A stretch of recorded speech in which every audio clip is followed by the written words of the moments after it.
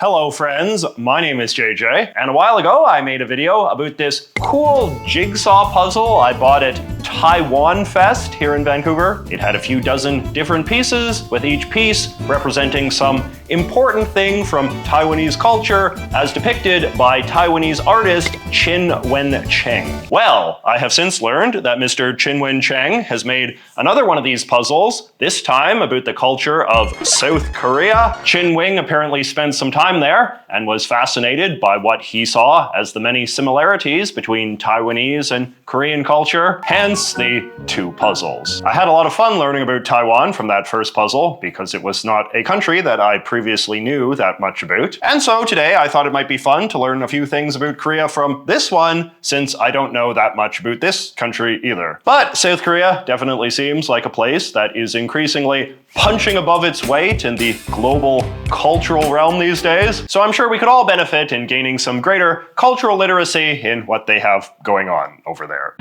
Alright, so with the Taiwan puzzle, I looked at 13 pieces, so let's do the same with South Korea, starting with Newstapa. South Korea became a democracy in 1988 with a revised constitution that fully recognizes the right of freedom of the press. However, as is often the case in new democracies, a lot of South Korean news reporting in the 90s and early 2000s was characterized by considerable timidity and bias. Korean politicians remain products of a culture in which it was considered normal to expect journalists to defer to the government, so censorship, intimidation, and propaganda remained common. Timidity also meant a general hesitancy on the part of the press to go after powerful forces in Korean society, including not just politicians, but also the big corporate conglomerates that happen to own a lot of the country's newspapers and TV stations. In recent years, however, the quality of South Korean news has gotten a lot better. In fact, part of the reason why South Korean society can often seem so scandal-plagued and chaotic these days is simply because aggressive investigative reporting of intrigue and corruption has only recently become a big part of the culture. A new South Korean media outlet reflecting this change is an online publication called Newstapa, which was founded in 2012. It's funded by donations rather than corporate or government money, which it attributes to the fact that it can practice a more aggressive form of investigative journalism than its competitors. It has been in the news itself lately because some of their reporters have been bullied by the current administration, which apparently considers them fake news hacks. Constitution Day. The Korean Peninsula was part of the Empire of Japan from the early 1900s until the end of the Second World War, at which point it was briefly placed under joint Soviet and American military occupation. In May of 1948, the Koreans in the American zone elected a parliament, which then wrote a constitution, which was ratified on July 17th, and thus the modern nation of South Korea was born. The Soviet zone did not participate in the elections and instead set up a rival communist government around the same time, hence North Korea. Today, the South Koreans celebrate July 17th as one of their 4 different national founding days, which reflects the modern difficulty of identifying just one specific day in which Korea became a country. I will note that I personally consider Korean Constitution Day to be the most important of them all because it happens to fall on my birthday. Communal soups. So soups and stews are a popular genre of food in Korean culture, and one of the more controversial Korean food customs is having multiple people sit around the table and eat these dishes out of a single giant bowl. Sometimes they will eat directly out of the shared bowl with a spoon or chopsticks, which is obviously the grossest way. Other times they'll use their eating spoons to ladle the food into smaller bowls first, which is only slightly better. I was actually at a Korean restaurant with a friend just the other day, and they served us this way, and it was hard not to be a little put off. But it's not just me. Whenever you read about this custom, it is always emphasized that a lot of younger Koreans are increasingly turned off by it too, especially since COVID. But on the other hand, it is also indisputably a style of eating that is good for fostering a sense of togetherness amongst friends and family. So you can understand why some older Koreans might view it as a lot of politically correct busybodying nonsense when they are told to stop. Escape the corset. So I'm skipping the piece about K-pop because I think we all know enough about that. But the one thing I think that K-pop has clearly taught the world is that South Korean culture really values beautiful young women, sometimes almost impossibly beautiful young women. I'm sure you've seen those Korean photo booth things where they can make you look like a K-pop star by lightening your skin and widening your eyes. And all of this has become controversial, the degree that appearances of Korean women are judged by such an extraordinarily high standard. You often hear people call South Korea the plastic surgery capital of the world, given how common it is for women, even very young women, to get all sorts of work done, including nose jobs and eye widenings. Escape the Corset was the name of a women's social movement that sprung up in 2018, based around rejecting traditional Korean feminine beauty standards. Rebellious-minded young women would just abruptly stop wearing makeup, or cut their hair short, or wear unisex clothing, or even wear glasses instead of contacts. And these are apparently considered radical gestures in 21st century South Korea. Hangul Day. Of the major Far Eastern Asian nations that we often group together as being broadly culturally similar, China, Korea, Japan, and Taiwan, Korea is unique in being the only place that uses its own distinct alphabet rather than the Chinese one. This is something the Koreans are very proud of, and Hangul Day on October 9th is an official holiday celebrating the creation of the Korean alphabet, which is known as Hangul. The standard patriotic story is that Hangul was created in the 15th century by a wise and compassionate king named Sejong the Great, the guy on the 10,000 Korean won bill. In practice, however, the Koreans continued to write their language primarily using the Chinese characters well into the 20th century, with a full-scale embrace of the Hangul alphabet emerging from a much more recent nationalist movement against Japanese colonial rule and the corresponding desire to assert a distinctly non-Japanese Korean identity. I've usually heard the 1970s cited as the decade in which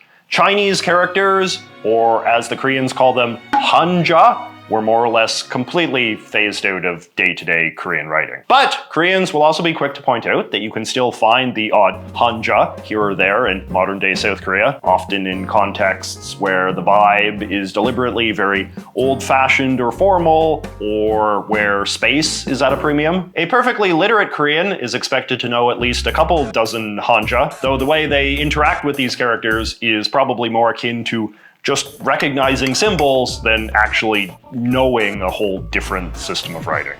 Seoul Olympics. South Korea hosted the Olympics for the first time in 1988, and as is often the case when a place hosts the Olympics for the first time, it was seen as an important opportunity for the country to introduce its sophistication and modernity to the world, and it went well. The host city of Seoul, the South Korean capital, enjoyed positive reviews from foreign journalists as a hip and sophisticated place, and the Korean athletes wowed the world by winning more gold medals than they ever had before. The '88 Olympics also correlated with an important moment of political transition for the country. South Korea's first democratic elections had taken place in December of 1987, which saw their longtime military strongman step aside in time for the opening ceremonies.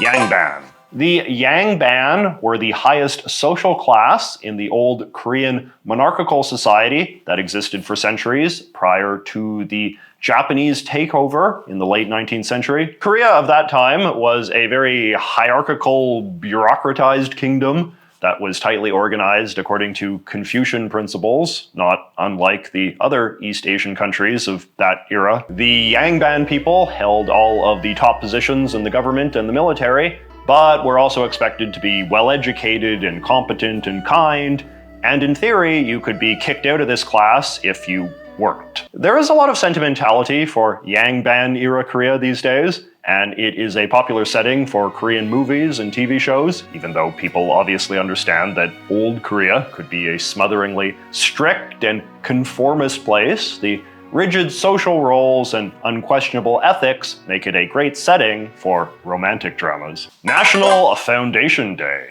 National Foundation Day is another holiday that celebrates the founding of Korea, but in a much more grand and mythical way than Constitution Day. Basically, Foundation Day is supposed to commemorate the divine origins of the Korean race, with October 3rd honoring the legend of a guy called Dangun, who was the offspring of a god and an enchanted bear woman, and is said to have established the first kingdom of Korea on the peninsula many thousands of years ago. Even though this is obviously a legend and there is no evidence that anyone called Dangun actually existed, the myth is taken quite seriously and even literally by some real hardcore Korean nationalists, including a few that you might not expect. The capital of this first mythical Korean kingdom was said to be in Pyongyang, which is also the capital of modern-day North Korea, and this has proven to be a huge propaganda asset for the northern regime in their quest to be recognized as the sole divinely ordained rulers of all Koreans. The North Koreans have accordingly built this giant stone mausoleum to Dangun, housing some bones which they claim to be his skeleton. According to this North Korean tourism website, they will let you take a peek at the bones if you pay enough. As Korean scholar David A. Mason dryly notes on his website, Pyongyang authorities have not yet allowed archaeologists from South Korea or any other nation to inspect this site, so nothing claimed about it can be considered verified. Bowing.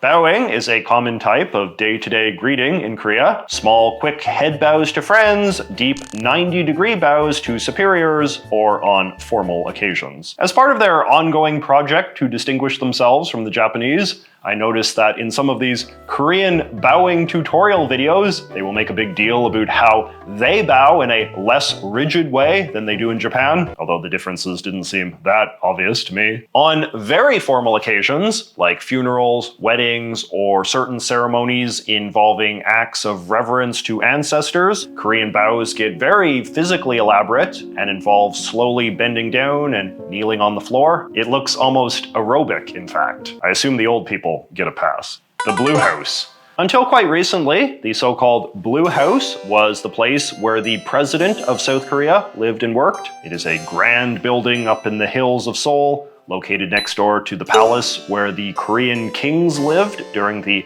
Yangban times. The Japanese built the house in 1939 to be the official residence of the Japanese governor during the colonial era. And after World War II, it became the home for the person holding the new job of President of the Korean Republic. Even though the building is very beautiful and is regarded as one of the great cultural treasures of South Korea, as a political object, the Blue House became increasingly unpopular in recent decades. Its imperial history, monarchical grandness, and opulent seclusion got symbolically bound up with the generally low regard in which many South Koreans hold the presidency, an office which since 1948 has been pretty much exclusively occupied by men and women of rather low moral character. As the New York Times noted, almost all South Korean presidents have been either imprisoned or embroiled in corruption scandals after leaving office. In an amusing display of out-of-touchness, apparently, what some South Korean politicians have concluded from this fact is that the Blue House must therefore be cursed. When South Korea's current president, Yoon Suk-yeol, was running for office, he vowed to turn the ostentatious Blue House into a tourist attraction and move somewhere less pretentious. And he kept that promise, and in 2022, the Blue House and its grounds were opened to the public for the first time. And the reviews have been raving. As Celeste from Pittsburgh on TripAdvisor says, it will remind you of all your favorite political K-dramas.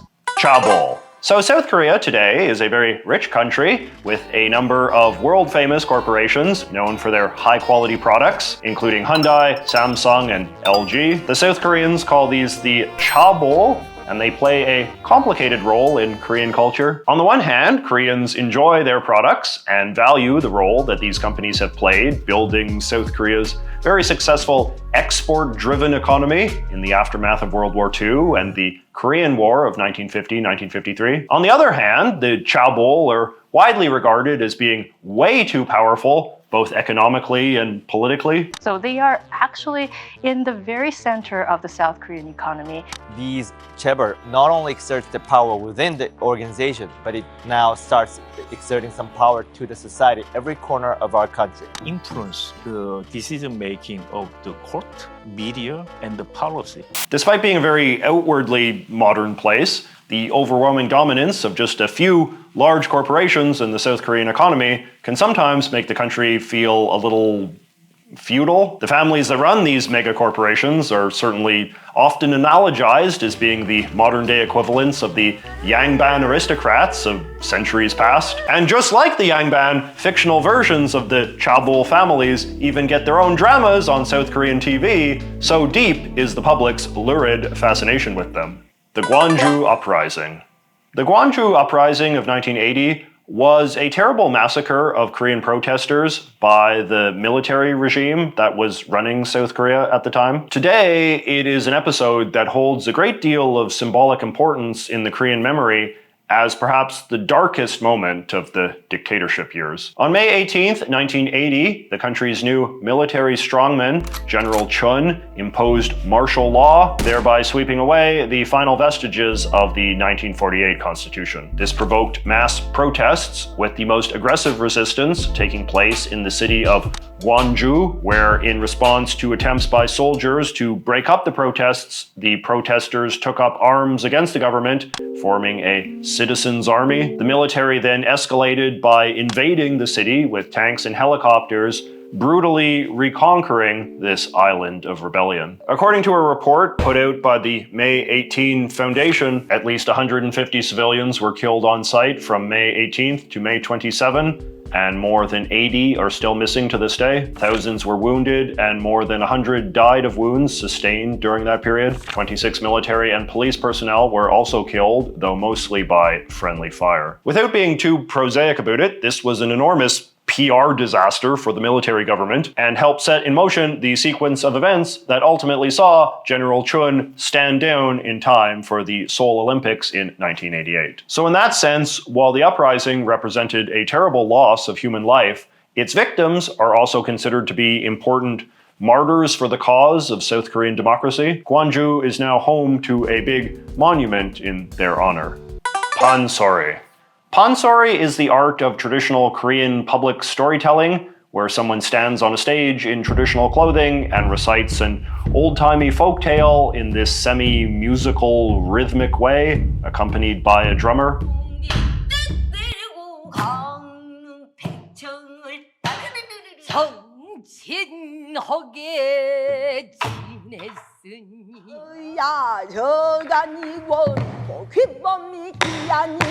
If I can be honest, I often wonder about this sort of thing, which exists in some form in many Asian countries. Panori is obviously heavily sentimentalized in Korean culture as a traditional art form that has heroically survived for centuries, and learning to do it properly is almost an art form unto itself, with all sorts of heavily ritualized training exercises, like practicing speaking next to a waterfall in order to make your voice stronger than the mightiest sounds of nature. But what I often wonder is whether modern-day Koreans actually care that much, or if they're just told to care. Like, Japan has a lot of sentimentalized styles of traditional performance art as well, but whenever I've been there and asked ordinary people about them, they're often like, oh, it's kind of boring, only old people care about that stuff. So if any Koreans are watching this video, let me know. Is Panori actually popular in any